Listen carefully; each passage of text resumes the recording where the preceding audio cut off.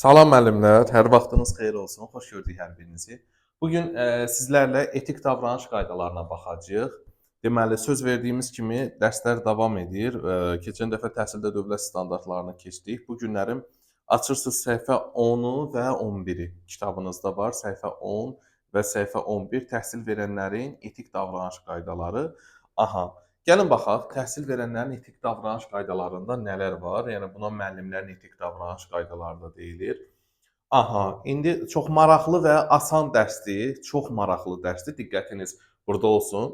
Və dərsə başlamamışdan əvvəl deyim ki, kanala abunə olmağı və videonu bəyənməyi unutmayın. Kanala abunə olun ki, yəni dərslər ardıcıllıqla paylaşılacaq və ardıcıllıqla paylaşılanda sizlərə də belə deyək də kömək olsun. Yəni bildirişlər gəlsin ki, paylaşanda xəbəriniz olsun. İndi gəlin baxaq. Təhsil verənlərin etik davranış qaydaları. Ümumiyyətcə bu qaydalar niyə var? Bu qaydalar hansı məqsədlərlə hazırlanmışdı və nəyə xidmət eləyir bu qaydalar? Gəlin bunlara baxacağıq. Deyir ki, bu qaydalar təhsil verənlərin etik davranış qaydaları. Bu qaydalar təhsil verənlərin etik davranış qaydaları, prinsipləri, həbelə onlara əməl edilməsi və münasibətləri ilə müəyyən edilir. Yəni müəllimlər bu qaydalara əməl etməlidir. Bütün növ təhsil müəssisəsində çalışan təhsil verənlərə şamil edilməkdədir. Yəni bu qaydalar niyə var? Əsas məqsədi, yəni etik davranış qaydalarının əsas məqsədi, yəni onu da deyim ki, yəni müəllimlərin etik davranış qaydalarına əməl eləməsi şərtdir. Hansısa müəllim, hansısa bir etik davranış qaydasına əməl eləmədiyi təqdirdə təhsil müəssisəsindən, yəni pedaqoji fəaliyyətdən 1 il müddətində kənarlaşdırılır. Yəni 1 il o müəllim işləyə bilməz. Bu etik davranış qaydasının hansınısa pozduğu təqdirdə. Aydındır dəyərli yoldaşlar, hansısa birini pozduğu təqdirdə 1 il müddətində dərs keçə bilməz. İşdən çıxarılır və 1 ildə dərs keçə bilməz. 1 ildən sonra təzədən imtahan verib, müəllimlərin işə qəbul imtahanı ilə yenidən hazırlaşıb təzədən keçməlidir. Ona görə də yəni bu etik davranış qaydalarını dəqiqliklə bilib və əməl eləməyimiz şərtdir. Yəni bu qaydaların əsas məqsədi təhsil müəssisəsində işgüzar, sağlam emosional, psixoloji mühiti təmin edilməsi, vətəndaşların təhsil müəssisəsinə, təhsil verənlərə etimadını artırmaq və təhsil prosesinin digər iştirakçıları arasında münasibətlərin idarə olunması, müəssisənin nüfuzunun yüksəldilməsi, işin səmərəliliyinin artırılması, maraqların toqquşmasının qarşısının alınmasına nail olmaqdır. Yəni bu qaydaları qoymaqda əsas məqsəd nədir? 1. Sağlam işgüzar mühit qurmaq, sağlam mənəvi psixoloji mühit qurmaq. Sonra hər kəsin məktəbə inamını artırmaq. Sonra deməli məktəbi düzgün idarə eləmək, işin səmərəliliyini artırmaq, orada maraq toqquşmasının qarşısını almaq. Yəni bu deməli nədir? Bu qayda təhsil verənlərin etik davranış qaydasını hazırlamaqda əsas məqsədimiz bunlardır. Yəni dövlətin bizim yox, dövlətin əsas məqsədi bunlardır. Hər bir təhsil verən öz fəaliyyətini qanunun aliyi, insan hüquqları, demokratik prinsiplər rəhbər tutaraq bu qaydaların müddəalarına əməl eləməyə borcludur. İndi gəlin baxaq. Baxın, biz baxdıq ki, təhsil verənlərin etik davranış qaydaları niyə var? İndi gəlin görək təhsil verənlərin etik davranış qaydaları hansılardır? Birinci təhsil verən etik davranış qaydası, birinci nə gəlir? İlk etik davranış qaydamız gəlir qanunçuluq. Qanunçuluq nədir? Təhsil verən əmək funksiyasının icrası zamanı Azərbaycan Respublikasının konstitusiyası, Azərbaycan Respublikası qanunları, Azərbaycan Respublikasının tərəfdar çıxdığı beynəlxalq müqavilələri və digər hüquqi normativ xarakterli aktların tələbini əməl etməlidir. Yəni ki, qanunla hərəkət eləməlidir. Baxın, qanunçuluq, birinci etik davranış qaydamız nə gəlir? Qanunçuluq. Müəllim hansı addımı atırsa, o addım qanuna əsaslanmalıdır. Qanuna zidd hərəkət olmamalıdır. Burada əsas Azərbaycan Respublikasının konstitusiyası. Baxın, Azərbaycanda əsas qanunlar harda yazılıb? Əsas qanun kitabımız konstitusiyamızdır da, düzdürmü? Digər misal üçün sonra Ailə Məcəlləsi var, Vergi Məcəlləsi var, İnzibati Xətalar Məcəlləsi var, nə bilim, Cinayət Məcəlləsi var və sair və axır sonra qanun kitabları çoxdur. Amma ən birinci başda duran qanun kitabımız nədir? Konstitusiyası. Yəni müəllim konstitusiyanın qanunlarına düzgün əməl eləməlidir. Yəni nə iş görür, qanundan kənara çıxmamalıdır. Misal üçün, bax, məktəblər var, misal üçün məktəbdir. Səhər başlayır dərsdə 08:30-da. Düzdür? Ay sağ olun. Yaxşı. Müəllim gələ bilər saat 9-da. Ki, kefim belə buyurdu, saat 9-da gəldim. Yarım saat məktəbə, dərsə gec gələ bilər. Sual verirəm. Yarım saat müəllim məktəbə gec gələ bilər? Xeyr.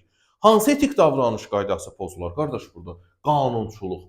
Yəni müəllim qanunla hərəkət eləməlidir. Qanun var, qayda var, nizam-intizam var. Qanun var ki, 08:30-da dərs başlayır. Sən niyə 9-da gəlirsən? Deməli müəllim jurnal yazmalıdır. Düzdür, dövlət jurnalını yazmalıdır, şagirdin jurnallarını. Yəni orada o qanunlar var ki, bu qanunlara əməl eləməlidir. Müəllim o deyə bilər ki, mən jurnal yazmıram. Müəllim sinif aparanda jurnal aparmaya bilər. Xeyr. Deməli müəllim qanunçuluğu pozur. Qanunla göstərilən əməl bütün qaydalara əməl eləməlidir. Konstitusiyanın bütün qanunlarına əməl eləməlidir. Etdiyi bütün hərəkətlər qanunlar çərçivəsində olmalıdır. Məsəl üçün, mən bir dəfə bir məktəb haqqında eşitdim ki, orada həqiqətən şahidi oldum ki, direktor müəllimlərdən pul yığır. Yəni dərs saatına görə kimin neçə saatı varsa, aylıq misal üçün 10 manatdan pul yığır. 10 saat dərsin varsa, sən direktora ayda 100 manat pul verməlisən. 20 saat dərsin varsa, sən direktora ayda 200 manat pul verməlisən. Özü də belə o əvvəl idi. Təbii ki, sonra o direktor çıxartdılar. Deməli bu direktor müəllimlərin etik davranış təhsil verənlərin etik davranış qaydasından hansı etik davranış qaydasını pozur? Bəli, qanunçuluğu pozur. Aydındır? Qanunçuluq nədir? Yəni hər bir deməli qayda, qanuna əməl eləməkdir. Qanunçuluq budur. Təhsil verən xidməti davranışlarında bütün qaydalara, qanunlara əməl eləməlidir. Azərbaycan Respublikasının Konstitusiyası, Azərbaycan Respublikasının tərəfdar çıxdığı beynəlxalq müqavilələrin qaydalarına, qanunlarına əməl eləməlidir. Birinci, yəni qanun şahdır, qardaş, şah qanun deyil. Sən qanunlara uymalısan. Məktəbdə işləyirsənsə, qanunla hərəkət eləməlisən. Bu birinci etik davranış qaydamız nə oldu? Qanunçuluq. Tamam. Növbəti etik davranış qaydasına gəlirik. Deməli, növbəti etik davranış qaydası gəlir vicdanlı davranış. İkinci etik davranış qaydasıdır. Vicdanlı davranış, etik davranış qaydası nədir? Təhsil verən cəmiyyət və dövlətin maraqları naminə öz fəaliyyətini keyfiyyətlə və səmərəli yerinə yetirməyə borcludur. Yəni təhsil verən öz işini, öz fəaliyyətini necə yerinə yetirməyə? Keyfiyyətli və həmçinin səmərəli yerinə yetirməyə borcludur. Yəni öz işini keyfiyyətli görməlidir və həmçinin öz işini səmərəli yerinə yetirməyə borcludur və hər bir şəxs üçün vicdanlılıq nümunəsi olmalıdır. Təhsil verən öz işini keyfiyyətli, səmərəli yerinə yetirməlidir. Təhsil verən hər kəs üçün vicdanlılıq nümunəsi olmalıdır. Yaxşı, gəlin sizlərə belə bir sual verim. Bax, vicdanlılıq nümunəsi nədir? Bir yadımıza belə baxaq da. Vicdanlılıq nümunəsi budur ki, deməlidirlər ki, hər kəs vicdanlı ol, kim kimi? Məsəl üçün Coşqun müəllim kimi. Vicdanlı ol, kim kimi? Məsəl üçün indi mən öz adımı çəkim. Rövşən müəllim kimi. Vicdanlı ol, kim kimi? Nəzakət müəllim kimi. Vicdanlı ol, kim kimi? Əminə müəllim kimi. Məsəl üçün burada vicdanlılıq nümunəsi olmalıdır. Yəni öz işini elə davranmalıdır ki, öz işinə qarşı elə bir davranmalıdır ki, yəni hər kəs onu vicdanlı kimi, görsən bu filan kəs necə vicdanlıdır. Hər kəs sənə vicdanlı kimi baxmalıdır. Məsəl üçün, ən birinci vicdanlılıq nədə olur?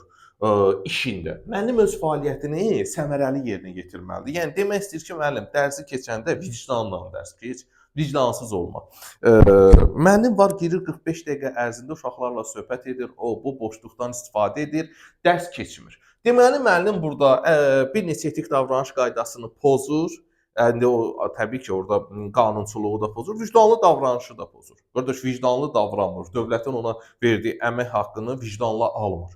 Deməli, bu öz fəaliyyətini ən birinci keyfiyyətli və səmərəli yerinə yetirməyə borcludur. Yəni, müəllim öz işini keyfiyyətli və eyni zamanda səmərəli yerinə yetirməyə borcludur. Tamam. İkinci bir cəhətdən, bax, misal üçün deyirəm. Müəllimdir, dərs keçdiyi yerdə pəncərədən bir quş, misal üçün yaz aylarıdır, pəncərədən bir quşun balası girdi içəri, özü də yaralıdır. Quşun balası düşdü içəri, özü də yaralıdır, biraz qanadı yaralıdır. Müəllim nə edir? Götür quşu, atır çölə. Əşi, yox, vaxtımızı almayın, xahiş edirəm, quşa diqqətinizi yönəltməyin. Gəlin keçək dərsimizə, əsas dərsdir. Müəllim burada uşaqlar üçün, şəxsən bu mənim öz fikrimdir. Yəni təbii ki, vicdanlı davranış nümayiş etdirmədi. Yəni öz işini vicdanlı, məsəl üçün şagirdlərə vicdanlılıq nümunəsi olmadı. Həmin şagirdlər, müəllim səndən nə vicdan götürsünlər, nümunəsi götürsünlər ki? Yaxşı, sənin o 5 dəqiqəlik, misal üçün də o dərsin vaxtını itirsən də olar, amma bəs o uşaqlara müəllimin tək vəzifəsi şagirdlərə idrak bacarıqları öyrətmək deyil, həm də həyati bacarıqlar, onları şəxsiyyət yönümlü tərzdə, insani bacarıqlarda formalaşdırmalıdır müəllim şagirdlərində. Həmin quşu misal üçün qoyduq qutuya, şagirdlərlə birgə ona dəm verdik, su verdik, yarasını məlhəm sürdük, nə bilim, uyğun bir şəkildə bir qutuda saxladıq hər gün uşaqlarla birgə. Sonra quş sağaldı, biraz da böyüdü, atdıq təbiətə o quşu, qayıtdı təbiətinə. Aha, deməli müəllim burada neynədi? Vicdanlı davranış nümayiş etdirdi də. Düzdürmü? Baxın, vicdanlı davranış situasiyaları bunlardır. Misal üçün başqa bir situasiya deyirəm. Aha, uşaqdır, dərs ki, summativ misal üçün mən çox görürəm, çox eşidirəm. Summativ qiymətləndirmə günü, summativ qiymətləndirmə vaxtıdır. Summativ qiymətləndirməni başlamısınız, şagirdin biri 15 dəqiqə dərsə gecikib. Üzürlü səbəbdən gecikib də indi. Yol uzaqdır və yaxud da nəsə bir gələndə problem olub, evlərində və yaxud da nəsə problem olub evdən, ləngiyib, ləng çıxıb, hansısa bir problemdən dolayı həmin şagird summativ qiymətləndirmə günü 15 dəqiqə ləng gəldi. Tamam, testi verdik. Testi verdik, zəng vaxtı bitdi. Vaxt bitdi. İndi şagirdlərdən yığırıq da summativ qiymətləndirməni. Uşaq yalvarır ki, müəllim, nə olar, mən gec başlamışam, mənə 10 dəqiqə, 15 dəqiqə artıq verə bilərsiniz, mən də bitirim. Müəllim misal üçün müəllim var, yox, vaxtında gələrdim, tez işləyərdim, summativləri götürdü, yığdı. Müəllim burada vicdanlılıq nümunəsi olmadı, vicdanlı davranış etmədi. Aha, amma müəllim nə olar ki, o uşaq gec gəlib, sən bax nə qədər gec gəlibsə, neçə dəqiqədə girmişsə, 10 dəqiqə artıq ver. Dünya dağılmaz ki, qoy o uşaq da misal üçün o testini bitirsin. Vicdanlı davranış nümunəsi budur dəyərli müəllimlər. Misal üçün olur aşağı siniflərdə ki, misal üçün hansısa bir uşağın qızdırması var və yaxud da misal üçün narahatdır, dərsdə qaytardı. Olur da. Hə, tez sinif rəhbərinə deyin, valideynə məlumat verin, gəlsin aparsın. Bizim dərsimizin vaxtından gedirik. Bax, mən vaxtımı ona ala bilmərəm. Deməli müəllim yenə burada vicdanlı davranış nümayiş etdirmədi.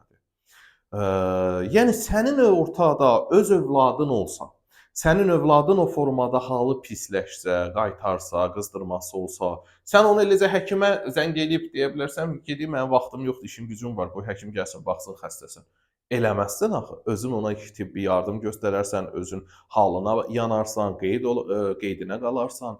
Bəs yaxşı, bu da kiminsə övladıdır, sənin sinifində dərs alır. Sən ona niyə vicdanlı davranış nümayiş etdirmirsən? Ona sən digər şagirdlər üçün vicdanlılıq nümunəsi olmalısan da. Valideyninə zəng elə, məlumat ver, məktəb həkiminə məlumat ver, ona gələnə kimi özün yanında ol, dəstək ol, ilk tibbi yardım göstər, halına yan, qeydinə qal. Deməli, vicdanlı davranış budur. Təhsil verirən, deməli, cəmiyyətin, dövlətin maraqları naminə öz işini, ən birinci, bax ki, vicdanlılıq nədə olur? Ən birinci görürsüz cümlənin birincisi, bax cümləyə baxın, birinci gəlir nöqtəyə qədər nə deyir? Təhsil verən ictimaiyyəti və dövlətin maraqları naminə öz fəaliyyətini keyfiyyətlə və səmərəli yerinə yetirməlidir. Yəni qardaş, birinci dərsini vicdanla keçdir. Öz dərsini keyfiyyətli, səmərəli keç, burada vicdanlı ol. İkinci cümlənin ikinci tərəfi, ikinci cümlə nədir? Hə, bu birinci dərsdə vicdanlı ol, dərsini vicdanla keç, maaşını halallıqla al. Bunun olandan sonra ikinci tərəfdən isə hər bir şəxs üçün də özün vicdanlılıq nümunəsi ol. O quş məsələ, sinifə girən quş məsələsində, uşağın özünün halının pisləşməsi məsələsində, uşağın test, misal üçün summativ qiymətləndirmək nümunə, dərsi günü dərsə gecikməsi məsələsində, bu kimi məsələlərdə də bir nümunə ol. Aydındır? Birinci, öz dərsini keyfiyyətlə, səmərəli keç. Özün öz vicdanının qarşısında cavab ver, vicdanlı ol, maaşını halallıqla al, vicdanla qazan. Daha sonra digər məsələlərin hər birində isə necə ol, vicdanlılıq nümunəsi ol. Deməli, bu vicdanlı davranış, etik davranış qaydası oldu. Deməli, biz neçə etik davranış qaydasına baxdıq? Birinci baxdıq qanunçuluq, yəni müəllim öz işini, deməli, təhsil verən əmək funksiyasının icrası zamanı hər bir şey konstitusiyaya əsaslanmalıdır, qanunlara əsaslanmalıdır. Yəni hər bir şey qanun çərçivəsində görülməlidir. İkinci gəlir vicdanlı davranış, bunu da bayaq keçdik. Üçüncü gəlir, loyallıq. Deməli, loyallıq etik davranış qaydasına baxırıq. Loyallıq etik davranış qaydası çox maraqlıdır. İndi gəlin buna baxırıq. Təhsil verən vəzifəsinə aid olmadığı hallarda işlədiyi və digər dövlət müəssisələrinin, dövlət orqanlarının, onların rəhbəri fəaliyyəti ilə əlaqədar tənqidi ictimai mülahizələrdən, çıxışlardan, onların fəaliyyətini ictimai qınaq verməkdən çəkinməlidir. Deməli, təhsil verən öz vəzifəsinə aid olmadığı hallarda işlədiyi digər təhsil müəssisəsinin, dövlət orqanlarının rəhbərliyini, onların fəaliyyəti ilə əlaqədar tənqidi ictimai mülahizələrdən, çıxışlardan ictimai qiymət verməkdən çəkinməlidir. Misal üçün gəlin baxaq. Yəni kənar məsələlər haqqında şagirdlərin qarşısında durub kənar məsələlərdən deyir müəllim danışma.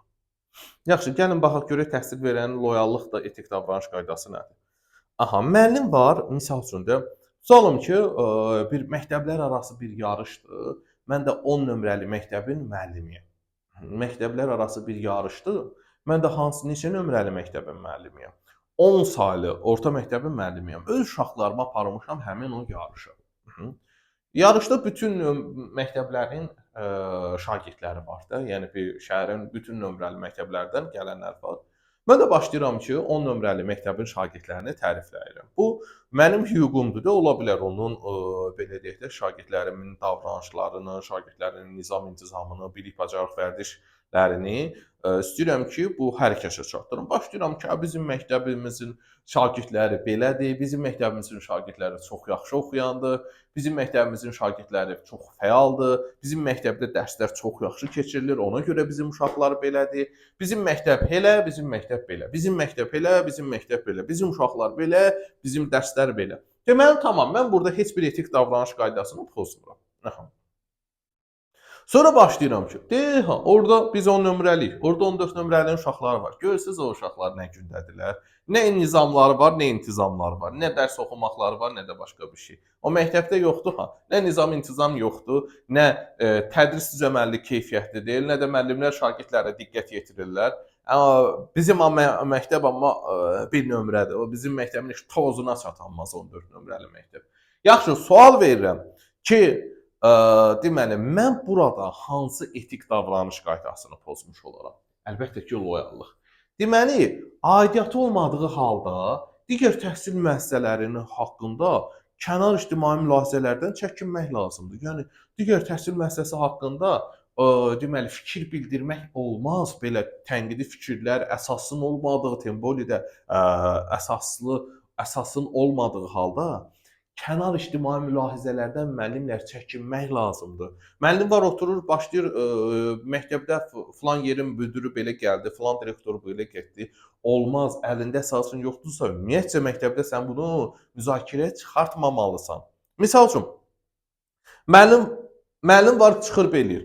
Əşi, bu Təhsil Nazirliyi də kitab yaza bilmir. Bu nə kitabdır? Misal üçün, bu yazdıqları kitabda belədir, elədir, nə bilim nə, bu misal üçün də burada müəllim hansı etik şagirdlərin qarşısında deyir, hansı etik davranış qaydasını pozur? Əlbəttə ki, loyallıq etik davranış qaydasını pozur. Şagirdlərin qarşısında hansısa bir kitabımız, bu kitab düzgün deyil, bunlar da heç kitab yaza bilmirlər, loyallıq etik davranış qaydası pozulur. Misal üçün, müəllim var, uşaqlar deyir ki, misal üçün, belə bir situasiya düşmüşdü ki, bir dəfə. Uşaqlar deyir ki, müəllim, gəlin gedək muzeyə. Müəllim də uşaqlar deyir ki, əslində muzeyin işçiləri indi çoxdan bağlayıb gedərlər. O muzeyin işçiləri çox qalmır ki, orada. Nə var, onlar oturandılar işdə.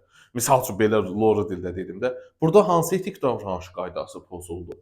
Cavab loyallıq. Sən misal üçün kənar təhsil müəssisəsi olsun, kənar müəssisəni ictimai qınaq eləməkdən çəkinməlisən. Özü də şagirdlərin gözü qarşısında bunu eləmək, şagird dərs prosesində eləmək, bu olduqca deməli səhv halda loyallıq etik davranış qaydası pozulur. Misal üçün, mən bir dəfə şahid olmuşam. Bir müəllimdir, nədir, bunun 10 saat dərsi var, eyni fənn müəllimidirlər.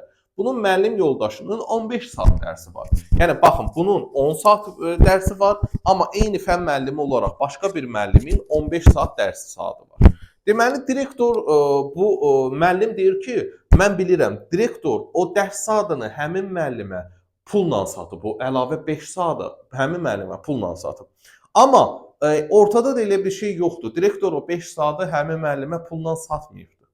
Amma müəllim iddia eləyir ki, bilib-bilmədən danışır ki, yo direktor nədir, niyə mənim 10 saatım verir, ona 15 saat verir. O 5 saatı pulla satıb müəllim ona yəqin və yaxud da yox, bilirəm pul və yaxud da belə də demir. Deyir ki, bilirəm pulla satıb.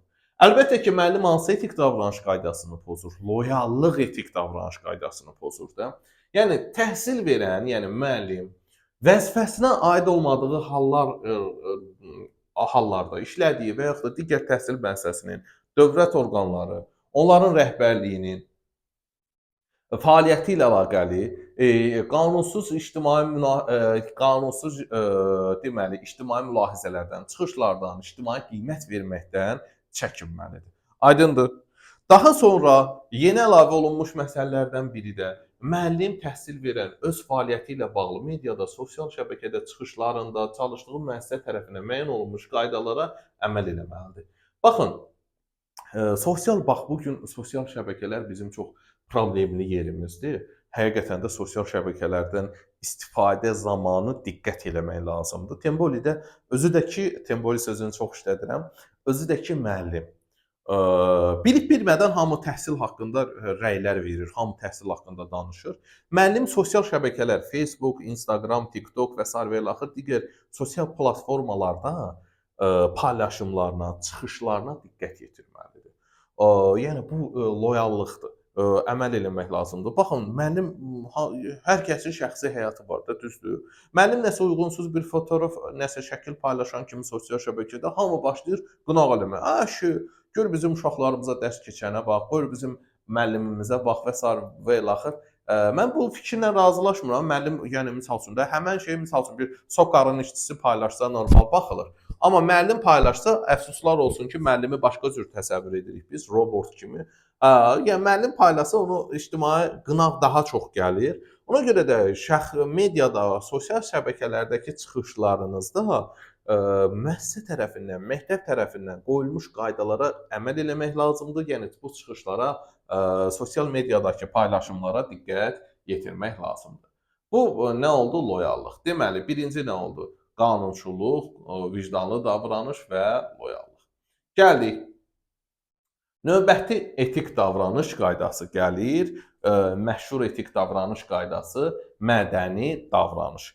Gəlin görək mədəni davranışda nələr var. Aha, mədəni davranış. Mədəni davranış təhsil verən, baxın, təhsil prosesinin iştirakçıları ilə davranışda nəzakətli və təmkinli olmalıdır.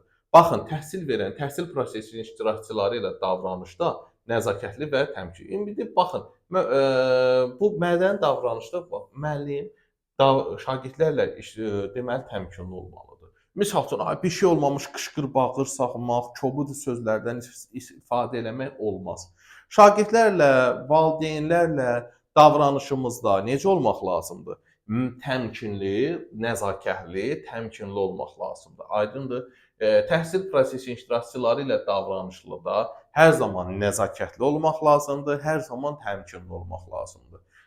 Şagirdlərlə ünsiyyətimizdə nəzakətli və təmkinli davranmaq lazımdır. Bu əsas bir şərtdir. Misal üçün, istər şagird olsun, istər valideyn olsun, hər zaman davranışımızda misal üçün, müəllim vulqar sözlərdən, ara sözlərindən danışığında istifadə eləməməlidir. Hər zaman mədəni, nəzakətli sözlərdən istifadə etməlidir. Və bu əsasdır. İkinci, öz fəaliyyəti ilə əlaqəli iradlara, tənqidi fikirlərə hörmətlə yanaşmalı, onları daim dəyərləndirməlidir. Deməli, müəllim öz işi ilə əlaqəli iradlar var. Misal üçün, direktor müəllimin işinə irad bildirə bilər. Düzdür? Müəllim deyə bilməz ki, direktora, sən ged işinlə məşğul ol. Xeyr, bu səhvdir. Direktor müəllimin işinə iradı bildirə bilər. Bu irada hörmətlə yanaşmalıdır. Misal üçün, ondan nəticə çıxartmalıdır, dəyərləndirməlidir. Və yaxud da misal üçün, sənin hansısa bir müəllim yoldaşın, səndən yaşca, təcrübəcə böyük bir müəllim yoldaşındır və sənə irad bildirir, düzdür? Sən ondan nəticə çıxartmalısan. Aydındır? Deməli, o direktor və yaxud da müəllim yoldaşın sənə, misal, ola bilər də bu müəllim sənin onun təcrübəsi sənin yaşın qədərdir. O səndə hansısa bir misal üçün xidməti fəaliyyətində nəyəsə bir səhv görür, davranışında nəyəsə səhv görür və o görür ki, sən burada səhv edirsən, sən onu hələ görə bilmirsən. Sənə irad bildirirsə, tənqidi fikir bildirirsə, sən ondan nəticə çıxartmalısan və onu düzəltməyə çalışmalısan. Aydındır dəyərli yoldaşlar. Və həmçinin müəllim xarici görkəmi ilə, geyimi ilə çalışdığı təhsil müəssisəsinin daxili nizam-intizam qaydalarına əməl eləməlidir. Deməli, baxın, xarici görkəminə hər zaman diqqət yetirməlidir, səliqəli olmalıdır. Direktor xarici görkəminə diqqət yetirməli, səliqəli olmalıdır və geyimi ilə çalışdığı təhsil müəssisəsinin nizam-intizam qaydalarına uyğun olmalıdır. Bax, bu mədəni davranışdır, qaydasıdır. Misal üçün, müəllim hər zaman səliqəli geyinməlidir. Demirəm, təzə geyinməlidir, brend geyinməlidir, xeyr. Amma geyindiyi bir şey təmiz olmalıdır və üstəgəl də səliqəli olmalıdır. Xarici görkəminə hər zaman diqqət yetirib səliqəli görünməyə çalışmalıdır. Çünki hər kəs buna diqqət yetirir, valideyn də, şagird də. Aydındır. Deməli, mədəni davranış, etik davranış qaydasında nə var? Təhsil verən, təhsil prosesinin iştirakçıları ilə davranışda hər zaman nəzakətli və təmkinli olmalıdır. Yəni, şagirdlərlə münasibətində, valideynlərlə münasibətində hər zaman necə olmalıdır? Olduqca nəzakətli olmalıdır. Hər zaman təmkinli olmalıdır. Şagirdlərlə münasibətində, valideynlərlə münasibətində nəzakətli və təmkinli olmalıdır. Təhsil verən xidməti fəaliyyəti ilə əlaqəli iradlara, yəni ona tənqidi fikirlərə hörmətlə yanaşıb onu dəyərləndirməlidir. Ona bildirilən iradları həmişə hörmətlə yanaşmalıdır. Ona bildirilən iradlardan hörmətlə yanaşıb da onları dəyərləndirməlidir, onlardan nəticə çıxartmalıdır. Bəli, ona bildirilən iradlardan hörmətlə çıxardıb, onlardan nəticə çıxardıb onları dəyərləndirməlidir.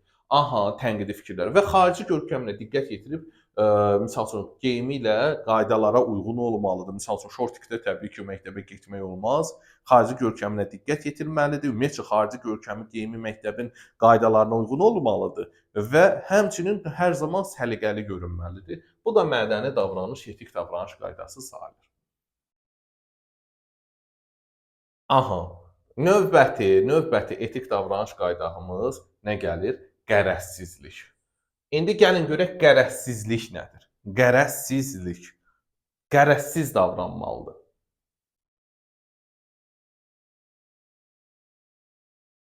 Qərəzsizlik nədir? Müəllim təhsil verən etik davranış qaydasına əməl eləyən zaman hər zaman qərəzsiz olmalıdır. Qərəzsizlik nədir? Olub ki, məktəbdə direktor, üzr istəyirəm, hansısa bir müəlliminizin yanına hazırlığa getməmisiniz deyə o müəllim sizə aşağı qiymət yazıb. Belə halla rastlaşmısınız ki, hansısa bir fənn müəlliminizdir, onun yanına siz hazırlığa getmirsiniz, o da sizə aşağı qiymət yazır. Rastlaşmısınız belə halla? Aha, deməli, əlbəttə ki, olur dəfələrlə belə bir hallar ki, həmin müəllimin yanına hazırlığa, fərdi məşğələyə getmirsən, həmin müəllim də sənə qiymət yazan zaman aşağı qiymət yazır, aşağı deməli sənin qiymətini kəsir. Niyə mənim yanıma hazırlığa getmirsən? Sən başqa bir müəllimin, başqa məktəbin müəlliminin, ümumiyyətcə başqa bir müəllimin yanına hazırlığa gedirsən. Deməli, burada müəllim neyniyir? Qərəzli davranır. Aydındır? Qərəzsizlik prinsipi baxın, burada qərəzsiz olmaq lazımdır. Yəni təhsil verən vəzifəsini yerinə yetirərkən daim öz işini yerinə yetirərkən daim qərəzsiz olmalıdır. Bəli. Və kənar məsələlərin təhsilə müdaxilə etməsinə yol verməməlidir. İndi gəlin baxaq. Burada deyir ki, irqinə, etnik mənsubiyyətinə, dilinə, cinsinə, sosial mənşəyinə, dinə münasibətinə, əqidəsinə, ictimai, siyasi mənsubiyyətinə görə təhsil alanlarla heç bir fərq qoymamalıdır. Bizim bir deməli Azərbaycan dili müəllimimiz var idi. Mən bunu sizə deyim. Deməli bu Azərbaycan dili müəllimimiz bizim sinifimizdə çox yaxşı bir deməli ailənin övladı oxuyurdu. Çox yaxşı deyəndə çox imkanlı. Bunun atası çox imkanlı adam idi, vəzifədə işləyirdi. Bu Bakıda hətta belə deyək də deməli işləyirdi. Sonra bir müddət Gəncəyə gəldilər, amma sonradan yenə qayıtdılar Bakıya. Deyim adamın ailəsi milyonçu idi da, yəni desəm az idi, bəlkə də milyondan da yuxarı milyardları var idi. Təsadüfən bunun övladı bir neçə aylıq gəldi düşdü bizim sinifə. bizim sinif yoldaşımız oldu. Və bizim sinif yoldaşımız olanda, deməli bu müəllim, başladı buna deməli fərqli davranmağa. Xatırlayıram, biz, bu uşağı müəllimdən nəsə soruşanda deyirdi, müəllim deyirdi haycan. Uşağa deyirdi haycan həmin şagirdə. Biz nəsə deyəndə az qala deyərdi azar. Yəni ki, bu qədər fərq qoyurdu da. Biz o uşaq nəsə soruşanda həmin şagird haycan deyirdi. Yəni bu mənim hələ də xatirimdə qalıb. Digər uşaqlar nəsə soruşanda nədir? Hə, tez ol qurtar. Niyə qulaq asmadın vaxtında? Bu kimi cavablar verirdi. Deməli, müəllim həmin o uşaqlar arasında sosial mənşəyinə görə, əsasın sosial mənsubiyyətinə görə davranışında fərq qoyur. Deməli, bu hansı etik davranış qaydasının pozulmasıdır? Qərəzsizlik etik davranış qaydasının pozulmasıdır. Müəllim ümumiyyətcə irqinə olar ki, misal üçün sizin sinifinizdə qara dərili uşaq ola bilər. Avropoid, Neqoroid, Monqoloid irqinə məxsus insanlar olur da. Dünyada 3 dənə irq var. Yəni irqinə görə şagirdlər arasında fərq qoymaq olmaz, ayrı seçkilik yaratmaq olmaz. Yəni qərəzsizlik ayrı seçkilikdir. Etnik mənsubiyyətinə. Misal üçün Azərbaycan etnik zəngin ölkədir. Misal üçün Azərbaycanda avarlar, talışlar, ləzgilər, deməli digər millətlərin nümayəndələri birgə sülh əmin-amanlıq şəraitində yaşayır. Azərbaycan tolerant, multikulturalist ölkədir, həqiqətən də dünya ölkələri sırasında. Deməli, müəllim etnik mənsubiyyətinə görə şagirdlər arasında fərq qoya bilməz. Məsəl üçün, sənin sinifində şagird oxuyur, avar oxuya bilər, biri talış oxuya bilər, biri ləzgi oxuya bilər. Yəni, bunlar arasında, digər şagirdlərlə bunlar arasında sən fərq qoymamalısan, eyni davranmalısan. Dilinə, məsəl üçün, rus dilli uşaq ola bilər, sonra cinsinə, müəllimlər var, oğlan, qız ayrı seçkiliyi edirlər. Bu da olmaz, bax, cins. Bu da qərəzsizliyin pozulmasıdır. Sosial mənşəyinə, bayaq dediyim kimi, varlı kasıb məsələsi. Aha. Sonra dinə münasibətinə, sinifdə ola bilər ki, deməli, xristian bir ailənin övladı oxuya bilər. Dinə münasibəti fərqli ola bilər. Yəhudi bir ailənin övladı oxuya bilər. Deməli, o demək deyil ki, sən elə o uşağa qarşı fərqli davranmalısan. Xeyr, dinə münasibətinə görə də eyni davranmalısan. Əqidəsi olsun, ictimai, siyasi mənsubiyyəti və yaxud da misal üçün sinifdə hansısa bir deməli, misal üçün də müxalifətçinin övladı oxuya bilər. Yenə də müəllim fərq qoya bilməz, müəllim siyasətə qarışmamalıdır. Bu da qərəzsizlik etik davranış qaydasının pozulmasıdır. Yəni şagirdlər arasında müəllim ayrı seçkiliyə yol verməməlidir. Aydındır? Sonra düşürəm aşağı. Təhsil verən özünün və ya maraqlı şəxslərin mənafelərinin vəzifə funksiyası icrası zamanı ona təsir etməsinə yol verməməli və buna şərait yaratmamalıdır. Özünün və yaxud da maraqlı şəxslərin mənim öz vəzifə funksiyasını, mənim öz işini yerinə yetirən zaman kənar məsələlərin təhsilə təsir etməsinə yol verməməli və buna şərait yaratmamalıdır. Bu cümlələr nədir? Gəlin bu cümlələri analiz edək. Misal üçün, direktor, situasiya var ki, direktor gəlir müəllimə deyir ki, mənim övladım sizin sinifdə oxuyur, zəhmət olmasa 3'lük bilsə də ona 5 yazın da Allah. Sən də götürüb direktorun övladıdır deyə 3 alır, amma buna 5 verdi. Hansı etik davranış qaydasını pozdun? Direktorun övladı oxuyur, 3 alır deyə sən də 5 verdin. Qərəzsizlik etik davranış qaydasını pozdun. Yəni qərəzli yanaşdın. Ayrı seçkilik elədin. Özünün və maraqlı şəxslərin mənafeyini sənin vəzifə funksiyasının icrasına təsirinə yol verdin. Aydındır nə demək istəyirəm? Özünün və yaxud da maraqlı şəxslərin vəzifə funksiyasının icrasına təsirinə sən yol verdin və buna şərait yaratdın. Və yaxud da mənim yoldaşın övladı oxuyur, deyir mənim övladıma 5 yaz. Və yaxud da pullu ailənin övladı oxuyur, ona 5 yazırsan. Deməli, burada qərəzsizlik etik davranış qaydasını pozursan. Oldu, dəyərli müəllimlər. Qərəzsizlik də bura qədər.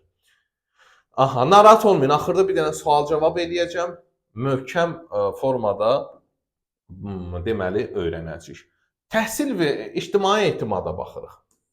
Növbəti ictimai etimaddan sonra biri də qaldı. Onu da deyib sonra bir dənə sual-cavab eləyəcəyik və sual-cavabdan sonra artıq bir dəfə tam olaraq möhkəmləndirəcəyik. Aha, ictimai etimad. Deməli, adına baxın bunun, ictimai etimad. Nə görürsüz bunun adında? Aha, ictimai etimad. Nə var bunun adında? Müəllim ictimaiyyətin etimadını qazanmalıdır. Yəni elə davranmalıdır ki, hər yerdə ictimaiyyətin etibarını qazanmalıdır. Təhsil verən təhsil müəssisəsinin nüfuzunu möhkəmləndirməyə, öz adını, şərəf və ləyaqətini uca tutmağa borcludur. Müəllim hər yerdə çalışmalıdır ki, müəllim nüfuzunu yüksəltsin. Yəni ictimai etimad, müəllim nüfuzunu, müəllim adını uca tutmağa borcludur. Hər yanda fikirləşməlidir ki, mən müəlliməm, ucuz hərəkətlər etməməliyəm. Aha. Etik davranış qaydasının onun tərəfindən pozulmasının nəticələrini aradan qaldırmalı və ictimai etimadın bərpası üçün tədbirlər görməlidir. Dəyərli yoldaşlar, bu təhsil, yəni müəllim, qardaş, qayda poza bilər də, qayda pozuntusu insana aiddir. Yəni insan istəmədən belə hansısa bir də görsən məktəbimizdə istəmədən belə sən hansısa bir etik davranış qaydasını pozursan. Bunu istəyərəkdən və yaxud da istəməyərəkdən də edə bilərsən. İstəməyərəkdən oldu. Yaxşı, bəs bu anda nə etməlisən? Yəni bunun üçün də bir qayda var. Yəni istəməyərəkdən etik davranış qaydasını pozdun. Nə etməlisən? Elə həmin dəqiqə səni işdən çıxartmalıdırlar? Yox. Bunun üçün də sənin bir addımın var. Sən dərhal onu bərpa eləməyə çalışmalısan ki, səhərsi gün sübut eləyəsən ki, baxın, mən bunu istəməyərəkdən pozmuşdum, mən bunu bərpa elədim. Baxın dəyərli müəllimlər. Deməli, bu müharibə 2-ci Qarabağ müharibəsi ərəfəsində 44 günlük müharibəmizdə deməli bu belə bir hadisə oldu. Bakı məktəblərinin birinin direktoru belə bir səhv addım atmışdı. Deməli nə etmişdi? Bu topçu Vüsal var. Bu topa atəş açır, sonra belə çönür, bir məğrur duruşu var. Həmin o topçu Vüsalın. Bu məğrur duruşunu hətta tarix kitablarının ön üz qabığına da salmışdılar, həmin o topçu Vüsalı. Və bu topçu Vüsalın səhifələrdə bu topçu Vüsalın məğrur duruşunu paylaşırdılar hamısı sosial şəbəkələrdə. Bir qadın müəllimə direktor, Bakıda hansısa məktəblərinin birinin direktoru, indi qadın müəllimədir, yaşı da çoxdur. Bilmirəm də neçə yaşı vardı, amma 50-55 yaşdan yuxarı idi səhv eləmirəmsə bu adamın. Bu təbii ki, belə yaşlı insanların da sosial şəbəkələrdən düzgün istifadəni bacarmırlar. Nisbətən İKT bacarıqları, deməli, informasiya savadlılığı bacarıqları bunlarda biraz zəif olur. Təbii ki də bu məlum məsələdir. Bizim ailə üzvlərimizdə də belə bir şey var ki, şəxsən mənim atam da, anam da biraz bu sosial şəbəkələrdən yəni tam belə bacarığı yoxdur da, istifadə bacarığı. Düzdür, onlar da videolara girib baxırlar özləri üçün, amma tam istifadə edə bilmirlər. Nəsə paylaşmaq, nəsə bir şey. Və öz ata-anamdan misal gətirdim mən də. Bu müəllim, məktəb direktoru bu səhvən elə bilmişdi ki, bu düşmən əsgərinin şəklidir. Bunun altından götürüb buna yazmışdı ki, səni görüm, kor qalasan, nə bilim, nə olasan, məhv olasan, neyniyəsən, belə bir mətn yazmışdı. Bilməyərəkdən yazmışdı da bunu. Bilməyərəkdən özü burada bir etik davranış qaydası deyil, bir neçə etik davranış qaydasının pozulmasıdır, özü kobud pozulmasıdır. Və avtomatik bunu niyəsə bunun düşmənləri deyək, ümumilikdə də belə şou yaratmaq istəyənlər çox güclü bunun üzərinə düşdülər. Hamısı da bilirdilər ki, bu adam bilməyərəkdən eləyib bunu. Bu adam açıqlama verir. Hamı paylaşdı ki, bizim direktorumuza bax, bunun deməli iç yüzü budur, nə bilim nədir. Bu adam paylaşdı ki, valla mən bilməmişəm, o da mənim övladım, balam, mən bilməmişəm bu bizim əsgərdir, bu mən elə bilmişəm düşmən əsgərdir, qarışıb və yaxud da heç bəlkə də elə bilib başqa bir postlara yazır. Qarışdırıb adam ümumiyyətcə. Və dərhal üzr istədi, üzrxahlıq elədi və mən də mən və yoxsa bir neçə müəllimlər o müəlliməni müdafiə elədi ki, axı bu bunu bilmədən eləyib də, bu açıq-aşkara görsənir. Deməli, həmin müəllimə elə yəni cəza tədbiri görülmədi. Niyə? Çünki həmin adam hansısa bir etik davranış qaydasını pozdu, bilmədən pozdu. Amma onun nəticələrini aradan qaldırmağa çalışdı. Ay sağ olun. Sizdə də həyatınızda ola bilər ki, pedaqoji fəaliyyətinizdə İstəmədən hansısa bir etik davranış qaydasını pozdunuzsa, dərhal həmin o etik davranış qaydasını düzəltməyə çalışın. Aydındır və bu sizin üstünlüyünüzdür. Aha, sonra təhsil verən daha sonra gəlir. Çalışdığı təhsil müəssisəsinin onun rəhbərliyi ilə fəaliyyəti ilə barədə mediada subyektlərin qanunvericiliklə müəyyən olunmuş məlumatlara edilmiş qaydada, yəni qanunvericilik təhsil verən, çalışdığı təhsil müəssisəsinin və onun rəhbərliyin fəaliyyəti ilə barədə mediada subyektlərin qanunvericiliklə müəyyən edilmiş hallarda və qaydada məlumatlar almasına köməklik göstərməlidir. Yəni, media subyektləri var, kanallar, qəzetlər, saytlar, radiolar, həmin o media subyektlərini qanunvericiliklə düzgün məlumat almasına yönəltməlidir. Yəni müəllim elə eləməlidir ki, onlar düzgün məlumatlansınlar. Aydındır? Onlar deməli düzgün məlumatlar ala bilsinlər. Bu nədir dəyərli yoldaşlar? İctimai etimad, etik davranış qaydasıdır.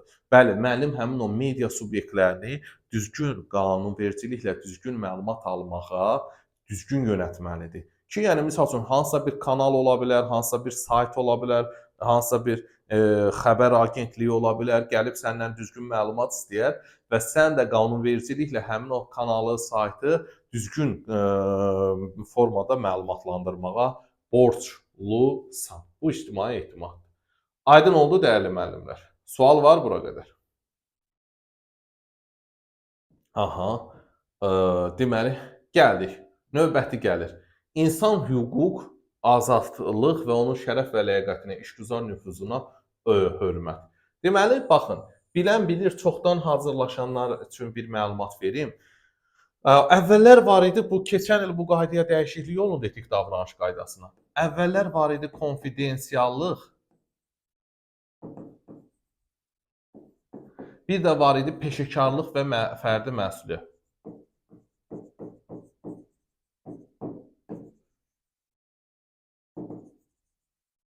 Deməli, konfidensiallıqla indi peşəkarlıq və fərdi məsuliyyət. Bu əvvəllər idi. Əvvəl hazırlaşanlar üçün bu məlumatı verim. Əvvəllər konfidensiallıq etik davranış qaydası var idi. Konfidensiallıq nədir? Gizlilik. Və həmçinin var idi peşəkarlıq və fərdi məsuliyyət. İndi bu konfidensiallıqla peşəkarlıq və fərdi məsuliyyət etik davranış qaydası birləşib insan hüquq, azadlıq və qanun maraqlarına, şərəf və ləyaqətlərinə hörmət. Və yaxud da mən bunun adını qısaldıb nə qoymuşam? İnsan hüquqlarına hörmət. Yəni bilin ki, artıq bu ikisi birləşibdir. İndi gəlin bunları, bu qaydaları bir-bir mən sizlərə izah edim. Burada 3 dənə maddə var, 3 dənə qol var. Hər birini, yəni üçünü də bu konfidensiallıqla insan hüquq azadlıqlarına hörmət birləşib. Birinci gəlir təhsil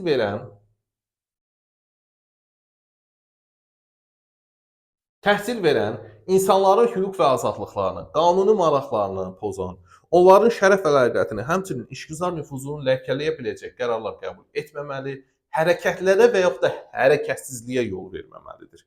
İndi gəlin bunların hamısına bir-bir baxacağıq. Hərəkətlər nədir və yaxud da hərəkətsizlik nədir? Biz bunları bir-bir baxacağıq. Baxın, dəyərli yoldaşlar, bax şagirddir, müəllimə deyir ki, müəllim, mən bu hissəni başa düşmədim. Olar ki, mənə bu hissəni yenidən izah eləyəsiniz? Mən deyir ki, yox, eləmirəm, niyə? Dərsdə qulaq asanda dərsi mən keçəndə diqqətlə qulaq asmırdın ki. Müəllim də deyir ki, yox, eləmirəm. Canın çıxaydı, diqqətli qulaq asaydın mən birinci dəfə izah eləyəndə. Yaxşı, burada təhsil verən hansı etik davranış qaydasını pozur? İnsan hüquqları və azadlıqlarına hörmət etik davranış qaydasını pozur. Qardaş, səndən hüququnu tələb edir də, deyir müəllim, olar bunu mənə yenidən izah eləyin? Yox, olmaz. Mən izah eləmirəm. Mən dərs keçəndə qulaq asardım. Hansı etik davranış qaydasını pozur? İnsan hüquq və azadlıqlarını, şagirdin hüququdur, onu soruşa bilər səndən, sən də cavab verməlisən. Aydın oldu dəyərli yoldaşlar. Misal üçün, situasiya var ki, müəllim sinifdə avtoritar rejim qurub. Şagirdlər müəllimdən qorxur. Müəllim şagirdləri danlayır daim. Ancaq sual verməyə qorxurlar, ancaq müəllimi dinləyirlər. Burada hansı etik davranış qaydası pozular? Yenə də müəllim burada uşaqları qorxudur, uşaqlar qorxur müəllimlər. Müəllim nə desə onu dinləyirlər, sakitcə müəllim. Bu insan hüquq azadlıqlarına hörməti pozur da. Yəni insanların hüquqlarına, azadlıqlarına müəllim hörmət eləmir. Şagirdlərin insan hüquq və azadlıqlarına, qanun maraqlarına, şərəf və ləyaqətinə hörməti pozur. Aydındırmı? Təhsil verən insanların hüquq və azadlıqları, qanun maraqlarını pozmamalıdır. Aydındır dəyərli müəllimlər. Və yaxud da misal üçün Deyirəm ki, valideyn gəlib məktəbə. Deyir ki, bizim uşaq nətərdir? Öz övladının tədrisə marağı, dərsə davamiyyəti haqqında məlumat almaq istəyir. Bu valideynin hüququdur. Müəllim valideynin bu hüququnu təmin etməlidir. Valideyn də gəlib məktəbə övladının tədrisə marağı, dərsə davamiyyəti haqqında məlumat almaq istəyir. Mən də deyirəm ki, yox valideyn gedin zəhmət olmasa, valideyn iclası var, ayda bir dəfə valideyn iclası olur. Həmin vaxtda gələrsiz, həmin vaxtda ki, deyəcəm sizə. Mən burada hansı etik davranış qaydasını pozaram? Cavab, insan hüquqları azadlığı. Valideyn hüququdur qardaş, təmin elə o hüququnu. Şagirdin hüquqları var. O təhsil alanların hüququ, valideynin hüquqları var. Sən onları təmin etməlisən. Sən onu hansı birisini pozdunsa, insan hüquqlarını, azadlıqlarına hörmət prinsipini pozdun sayılır. Və yaxud da misal üçün qapının ağzından keçirsiniz, görürsüz ki, hansısa bir şagird, hansısa bir müəllim tərəfindən döyülür. Müəllim şagirdi döyür. Sən də deyirsən ki, mənə nə var, sinif rəhbəridir, özü bilər. Sən burada hansı etik davranış qaydasını pozursan? İnsan hüquq azadlıqlarına hörmət. Niyə? Gördünüz? Hərəkətsizliyə yol verdiniz. Hərəkətsizliyə də yol verməməlidir. Harda insan hüquqları pozulduğunu görsə, daim hərəkət etməlidir. Müəllimi gedib sakitləşdirməli, müəllimə bunun düz olmadığını, şagirdin hüquqlarını pozduğunu başa salmalıdır. Aydındır, insan hüquq və azadlıqlarına hörmət budur. İkinci nə gəlir? Deməli, təhsil verən, qanunla nəzərdə tutulmuş hallar istisna olmaqla vəzifəsinin icrası ilə bağlı təhsil alanların valideynləri ilə və ya digər qanuni nümayəndələri, habelə həmkarların şəxsi həyatı ilə bağlı, şəxsi həyatı barədə ona məlumat olan informasiyanın məxfiliyini təmin eləməlidir. Baxın, burada məxfilik söhbəti var, məxfiliyi belə xüsusi dairəyə aldım. Bu əvvəl konfidensiallıq idi. Məxfilik, gizlilik. Konfidensiallıqla peşəkarlıq, fərdi məsuliyyət, etik davranış qaydası birləşdirildi. İndi bunun içərisindədir. Misal üçün, baxın, mən həmişə demişəm, müəllim dərs keçən zaman olur şagirdlərinin ailəsinin bir üzvü. Misal üçün, özü xüsusən də sinif rəhbəri. Sinif rəhbərisənsə, sənin sinifində 20 dənə şagird varsa, bil ki, o 20 şagirdin hardasa ailənin bir üzvü də, qiyabi üzvü sənsən. Yəni, o ailənin içində olan məlumatları bilirsən. Sən bunların gizliliyini təmin etməlisən. Bu, onun qarşındakının hüququdur, hüququnu pozmamalısan. Misal üçün, xüsusən də özdə ibtidai sinif müəllimləri lap belə məlumatlı olurlar. Bax, təzə məktəbə daxil olmuşsan və yaxud da misal üçün, illərin müəllimidir, məktəbdə dərs keçir. Hansısa bir, deməli, şagird günlərdir dərsə gəlmir, 2 gündür dərsə gəlmir. Götürüb həmin şagirdin müəllim valideyninə zəng edir ki, övladınız niyə dərsə gəlmir? Baxın, ibtidai sinif şagirdidir, 2-ci sinif, övladı dərsə gəlmir, müəllim də götürür, onun valideyninə zəng edir. Valideyn də hələ məktəbi təhsili qoyur qırağa, deməli, bu qadın-qadına, ikisi də qadındır da, anasına zəng edir. Qadın-qadına götürür dərdini açır ki, üzr istəyirəm, bizim ailəmizdə problem var, biz bu yoldaşımla boşanmaq üçün ərizə yazmışıq, övladım ona görə dərsə gələ bilmir, bundan sonra 2 gündə dərsə gələ bilməyəcək, xahiş edirəm, nəzərə alasınız, yaxın müddətlərdə çalışacağım, göndərim. Tamam, müəllimə bir onun şagirdi haqqında, şagirdin ailəsi haqqında bir məlumat sızdı mı? Müəllim var, neynir? Gedir tənəffüsdə müəllimlər otağına çatar-çatmaz çantasını yerə qoyar-qoymaz başlayır. Ay müəllimlər, mənim sinifimdə də filan kəs var idi də, bəs xəbəriniz var, onların da boşanır. Niyə ay müəllimə, o oradan deyir, bu buradan deyir, aləm qarışdı, məsələ bitdi. Aha, deməli burada müəllim neynir? Məxfiliyə yol vermir. Baxın, sənə nə ki məlumatlar olanda onun məxfiliyini qorumalısan, gizli saxlamalısan. Sonra təhsil verən xidməti fəaliyyəti ilə təhsil verən vəzifəsinin icrası ilə bağlı ona məlum olan xidməti məlumatların məxfiliyini qorumalıdır. Yəni təhsil verən ona məlum olan məsələlərin xidməti məxfiliyini qorumalı, ictimailəşdirməməli, özünün və ya digər şəxslərin mənafəyi üçün istifadə etməməlidir. Həmçinin, baxın, məktəbin məlumatları da ola bilər də, sənə məktəbin məlumatları da ola bilər, məktəbin içərisində də iş yoldaşlarının da sirri ola bilər, direktorunun da, yəni sən buna məktəbin sirri də ola bilər, yəni bunun üçün öz xeyrinə gedir, istifadə edir müəllim, olmaz. Yəni bu valideynlərlə bərabər iş yoldaşlarının, müəllim yoldaşlarının deməli bu məlumatlarını bilməlisən də onları deməli nə etməlisən? Düzgün onlardan, yəni onların məxfiliyini təmin etməlisən. Tamam. Gəlin baxaq. Gəlin indi bir dənə bura kimi keçdiklərimizi deməli bir dənə mən sistemləşdirim, test sual verim. Gəlin sizlə yerinizdə cavab verin. Yəni sual cavab eləyəcəyik. Baxın, deyirəm ki, təhsil verən nəzakətli, nəzakətli xeyirxah olmalıdır.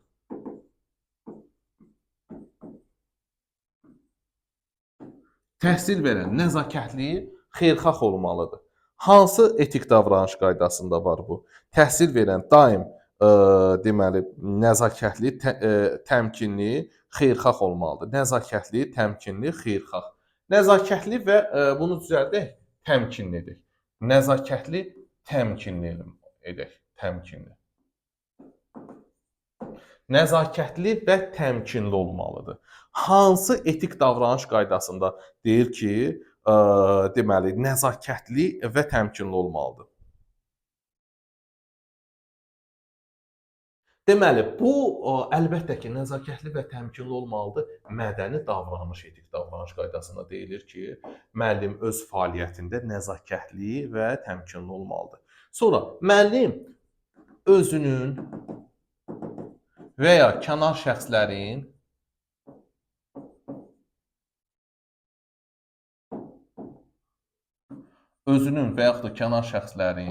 vəzifə funksiyasının icrasına təsir etməsinə yol verməməlidir. Vəzifə funksiyasının icrasına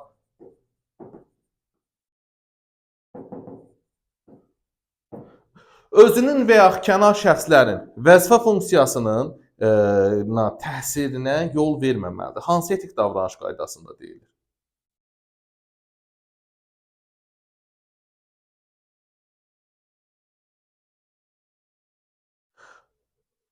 Təhsil verən özünün və ya kənar şəxslərinin vəzifə funksiyasının icrasına yol verməməlidir.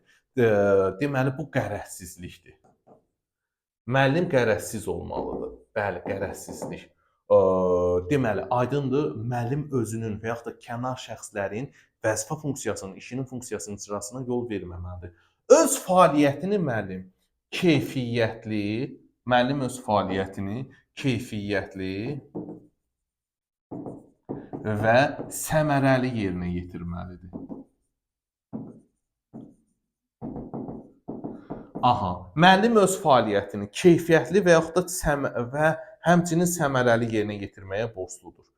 Söhbət hansı etik davranış qaydasından getməkdədir? Baxın, deyirəm ki, müəllim öz işini, öz fəaliyyətini keyfiyyətli və yaxud da səmərəli yerinə yetirməlidir.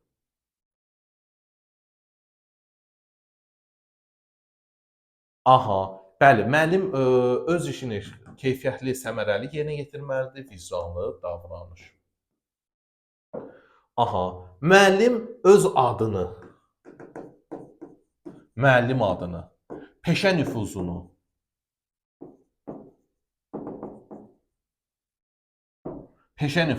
şərəf və ləyaqətini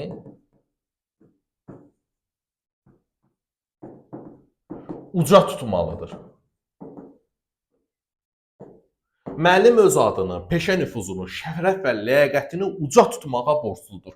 Hansı etik davranış qaydasındadır bu? Müəllim öz adını, peşə nüfuzunu, şərəf və ləyaqətini uca tutmağa borcludur. Hansı etik davranış qaydasında bunu deyilir? Müəllim öz adını, bəli, müəllim ictimai etimadda deyilir. İctimai etimad. Bəli, ictimai etimadda deyilir ki, müəllim öz adını, şərəf və ləyaqətini, peşə nüfuzunu uca tutmağa borcludur.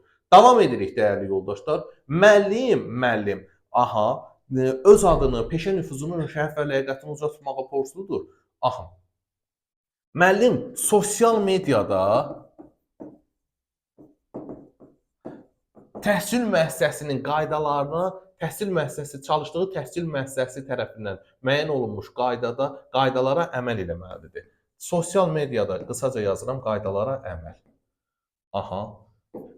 Sosial mediada, yəni sosial platformalarda çalışdığı təhsil müəssisəsi tərəfindən qoyulan qaydalara əməl etməlidir. Hansı etik davranış qaydasındadır bu ki, təhsil müəssisəsi tərəfindən sosial mediada çalışdığı təhsil müəssisəsi tərəfindən müəyyən olunmuş qaydalara əməl etməlidir.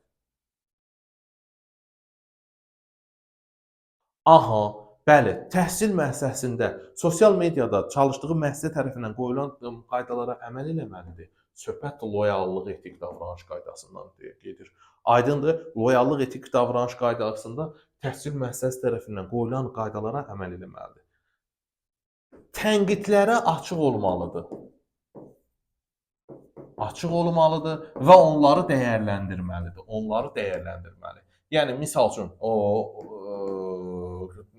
kimsə ona tənqid eləyirsə, məktəb rəhbərliyi, məktəbdə daha təcrübəli bir şəxs onun işlərində mənfilikləri deyirsə, tənqidlərə açıq olmalı, onları dəyərləndirməli, ondan nəticə çıxarmalıdır. Hansı etik davranış qaydasıdır ki, dedik ki, müəllim tənqidlərə açıq olmalıdır, onları dəyərləndirməlidir, ondan nəticə çıxarmalıdır. Buyurun.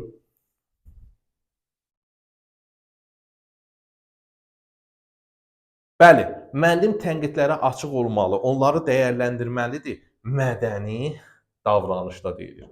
Mədəni davranış etik davranış qaydasında deyilir ki, müəllim hansısa bir etik davranış qaydasını pozdu, üzr istəyirəm, tənqidlərə açıq olmalı və onları dəyərləndirib ondan nəticə çıxarmalıdır. Sonra etik davranış qaydasını pozdusa,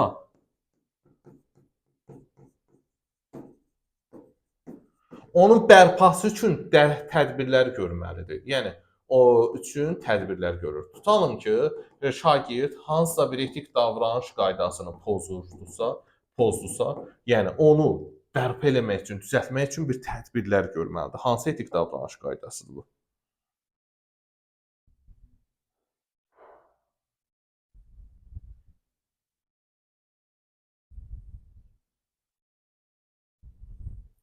Aha, deməli bu ictimai etimad etik davranış qaydasıdır. Bəli, ictimaiyyətin etimadını qazanmalıdır. İctimai etimad. Hansısa bir etik davranış qaydasını pozdusa, dərhal onu deməli düzəltməyə çalışmalıdır. İctimaiyyətin etimadını neyləməlidir? Qazanmalıdır. Xarici görkəminə diqqət yetirməli. Xarici görkəminə diqqət yetirməlidir. Geyiminə görkəminə diqqət yetirməli. Geyiminə diqqət yetirməlidir. Geyimini ilə deməli təhsil müəssisəsinin deməli qaydalarına uyğun olmalıdır. Hansı etik davranış qaydasıdır? Bəli, mədəni davranışdır. Mədəni davranış etik davranış qaydasına deyilir ki, müəllim hansısa bir xarici görkəminə, çalışdığı təhsil müəssisəsinin qaydalarına, xarici görkəminə diqqət yetirməlidir. Nəzakətli, təmkinli olmalıdır mədəni davranış. Özünün və ya kənar şəxslərin vəzifə funksiyasının icrasına təsir göstərməsinə yol verməməlidir qərəzsizlik. Keyfiyyətli, öz işini keyfiyyətli və səmərəli yerinə yetirməlidir vicdanlı davranış. Müəllim adını, müəllim nüfuzunu, peşə nüfuzunu, şərəf və ləyaqətini uca tutmalıdır ictimai etimad. Sosial mediada qaydalara əməl etməlidir loyallıq. Media subyektlərini düzgün yönətməlidir ictimai etimad. Tənqidlərə açıq olmalı, onları hər zaman dəyərləndirib nəticə çıxarmalıdır mədəni davranış. Etik davranış qaydalarını pozduqda onun bərpası üçün tez tədbirləri görməlidir ictimai etimad. Xarici görkəminə diqqət yetirməlidir mədəni davranış. Davam edək. Deməli, artıq bitirmiş sayılırıq. Sonda bir-iki cümlə var. Bunları da sizə izah verim. Deməli, xidməti davranışı var. Təhsil verən, yəni hansı davranışları yerinə yetirməlidir? Burada müəllimlər siqaret çəkməklə bağlı, məktəbin həyətində siqaret çəkməklə bağlı bir məsələyə də aydınlıq gətirəcək. Siqaretdən də danışıblar burada. Təhsil verən öz fəaliyyəti ilə əlaqəli Azərbaycan Respublikasının qanunvericiliyi ilə müəyyən olunmuş səlahiyyətlər çərçivəsində cəmiyyətin, dövlətin maraqları naminə öz işini keyfiyyətli, səmərəli yerinə yetirməlidir. Yəni xidməti davranış, bunlar da xidməti davranış qaydalarıdır. Müəllim öz işini keyfiyyətlə, səmərəli və peşəkarlıqla yerinə yetirməyə borcludur. Müəllim icra və əmək intizamına riayət etməli və üzürsüz səbəbdən dərsdən yayınmamalıdır. Yəni üzürsüz səbəbdən müəllim dərs buraxma deyir. Müəllim, üzürsüz səbəbdən dərs buraxmaq olmaz. Diqqət! Müəllimlər, üzürsüz səbəbdən dərs buraxmayın. Təhsil verən birbaşa və ya yuxarı rəhbərin qanunvericiliyi ilə uyğun olan və ya səlahiyyəti daxilində qəbul etdiyi əmr və tapşırıqları yerinə yetirməyə borcludur. Yəni müəllim yuxarı rəhbərin, direktorun, direktor müavininin göstərdiyi əmr, qaydaları yerinə yetirməyə borcludur. Aha, nə zaman yerinə yetirməyə bilər? İndi bax bu da var. Deyir ki, təhsil verən birbaşa və ya yuxarı rəhbər tərəfindən verilən əmr, sərəncamın, tapşırığın qanuna, digər normativ akta, hüquqi akta zidd olmasına əmindirsə. Misal üçün, direktor sizə bir göstəriş veribdir. Görürsünüz ki, bu qanuna ziddir, hüquqa ziddir. Deməli, buna əminsinizsə, bu barədə yazılı əsaslandırmanı birbaşa yuxarı rəhbərə təqdim etməlisiniz və bunu yerinə yetirməyə bilərsiniz. Ancaq bu barədə yazılı əsaslandırmanı daha yuxarı orqana təqdim etməlisiniz ki, direktor mənə bu göstərişi verir, bu da qanuna ziddir. Və o birbaşa bu rəhbərdən bu əmr, sərəncam, tapşırığın yazılı şəkildə təsdiq olunmasını tələb etməlidir. Birbaşa rəhbərdən yazılı şəkildə təsdiq olunmuş əmr, sərəncam, tapşırıq olmasına baxmayaraq, təhsil verən deməli, onların qanuna yaxud digər hüquqi akta zidd olmasına inanmadıqda davam edərsə, o həmin əmr, sərəncam, tapşırığı yerinə yetirməsindən imtina edə bilər. Yəni gördünüzsə ki, həqiqətən də bu qanuna ziddirsə, yəni bunu yerinə yetirməyə bilərsiniz. Sonra müəssisə rəhbərinin qanun göstərişinin yerinə yetirməməsi intizam məsuliyyətinə səbəb olur. Əgər yox, qanunsuzluqları qoydum qırağa. Qanunun göstərişini yerinə yetirmirsinizsə, bu intizam məsuliyyətidir. Təhsil verən korrupsiyaya imkan verməməli. Təbii ki, məktəbdə korrupsiyadan uzaq durmaq lazımdır və korrupsiyaya qarşı barışmamazlıq ruhunda yetişdirməlidir. Təhsil verən xidməti vəzifəsinin qərəzsiz icrası ilə bağlı məsələlərdə ona təsir etmək cəhdlərinin qarşısını qətiyyətlə almalıdır. Yəni kənar məsələlər təhsilə təşkil eləməməlidir, təsir eləməməlidir qərəzsizlik. Belə cəhdlərin mövcudluğunu ehtimal etməyə əsas olduqda heç kimdən hər hansısa bir formada hədiyyə, bəxşiş, ödəniş tələb eləməməlidir. Yəni korrupsiyaya qarşı barışmazlıq ruhunda yetişməlidir.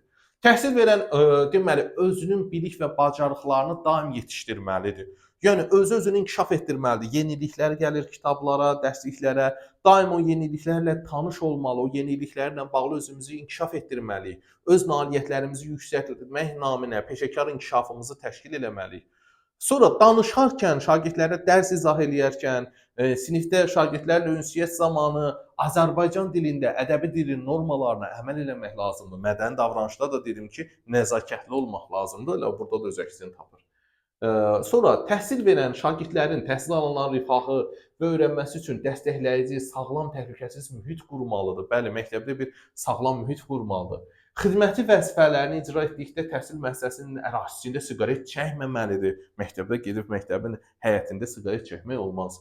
Dövlət əmlakından, məsəl üçün, öz maraqları üçün istifadə eləməməlidir. Kompüter aparıb evdə özün üçün oyun oynamamalısan, öz məqsədlərin üçün məktəbin kompüterini, məktəbin avadanlığını istifadə etmək olmaz. Sonra xidmətdən kənar davranışı. Təhsil verən şəxsi həyatında, öz şəxsi həyatında milli əxlaq, ictimai davranış qaydalarına daim əməl etməlidir. Bəli, əxlaqlı olmalıdır, milli əxlaq qaydalarına, ictimai qaydalara daim əməl etməlidir. Xidməti fəaliyyətindən kənar sosial münasibətlərdə peşəkar nüfuzuna yol verməməlidir. Peşəkar fəaliyyətinə nüfuz etməsinə yol verməməlidir. Yəni kənar məsələlərin öz işinə pis təsir etməsinə yol verməməlidir. Sosial mediada bizim evimizi yıxan, Instagram, TikTokda, Facebookda işlədiyi müəssisənin adına xələl gətirən, müəllim nüfuzunu aşağı salan məsələlərdən video materiallar, səslər, görüntülər paylaşmamalıdır. İctimai davranış qaydalarına həmişə riayət etməlidir. Ayrı-ayrı fərdlərin hüquqlarının pozulmasını gətirib çıxardan əməllərdən çəkinməlidir. Azərbaycan tarixinin, mədəni irsinin qorunmasına həssas yanaşmalıdır, təbiətin qorunmasına həssas yanaşmalıdır. Bu müəllimin nə oldu? Xidməti, deməli, davranışları oldu. İndi gəldik. Buna da deyək və yekunlaşırıq. Yəni etik davranış qaydalarına əməl olunması. Etik davranış qaydalarına əməl olunmasına kim nəzarət eləməlidir? Məktəbin rəhbərliyi, müəssisə rəhbəri, direktor, direktorun müavinləri. Müəssisə rəhbəri birinci kollektivi bu etik davranış qaydalarından tanış eləməlidir. Görüş biri yaşlı müəllimdir, heç bilmir etik davranış qaydası nədir. Birinci sən onu da hamını ətraflı izah eləməlisən. Mən necə izah edirəmsə direktor. Sonra bu qaydaların uyğunluğuna nəzarət etməli və təhlili müzakirəsini almalıdır. Yəni həqiqətən də görün bu müəllimlər bu qaydaları başa düşürlərmi? Məktəbdə bir bu müzakirə aparmalısan.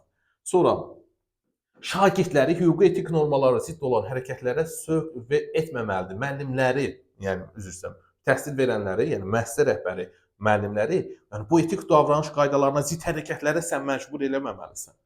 Etik davranış qaydalarını pozan müəllimlərin intizam məsuliyyətinə cəlb edilməsi üçün tədbir görməlidir. Müəllim əgər hansısa bir məktəb direktoru, hansısa bir müəllim etik davranış qaydasını pozdusa, bunun üçün bir tədbir görməlisən. Müəssisənin kollektivinin və ictimaiyyəti bu qaydaların pozulması halları ilə bağlı həyata keçirilmiş tədbirlər barədə məlumatlandırmalısan. Ki, yəni bu etik davranış qaydaları pozulanda necə olur? Kollektivi məlumatlandırmalısan və bu qaydaların pozulmasının nəticəni aradan qaldırmalısan və ictimai etimadın artırılması üçün tədbirlər görməlisən. Yəni məktəbin nüfuzunun artırılması üçün tədbirlər görməlisən. Belə, dayanmadan danışdıq. Kanalımıza abunə olmağı, videomuzu bəyənməyi unutmayın. Heç bunu demədik. Təşəkkür edirəm. Var olun.